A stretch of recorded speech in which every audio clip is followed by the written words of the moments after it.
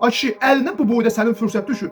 Niyə istifadə eləmirsən axı bu fürsətdən? Fürsətdən istifadə elə, get oğluna Dubayda villalar al, qızlarına Türkiyədə otellər zinciri al. Elə də bunu niyə edə bilmirsən? Ay bacarıqsız, fərasətsiz Nikol Paşinyan. Bəli, bu Nikol Paşinyan bir hesabatla çıxış edib bildirib ki, biz Azərbaycandan yanacaq almağa başlayandan sonra Ermənistanda yanacağın qiyməti, yəni 28 qəpik ucuzlaşıb. Yəni maksimum biz bunu 28 qəpik ucuzlaşdıra bildikdə bütün daşıma xərcləri, işçilərə verilən əmək haqqı falan hesablayıblar, görüblər ki, əvvəlki nisbətdə 28 qəpik ucuzlaşdırmağı mümkündür. Burada fürsəti bu harda qaçırır? Sən bunu 28 qəpik yox, 20 qəpik ucuzlaşdırardın. Bax, 22 qəpik ucuzlaşdırardın.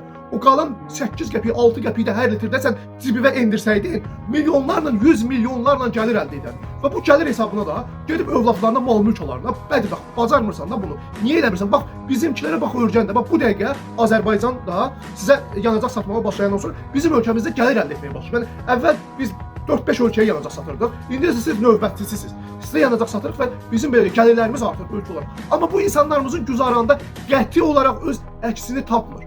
Əksinə bizə qiymətlər daha da bahalaşır.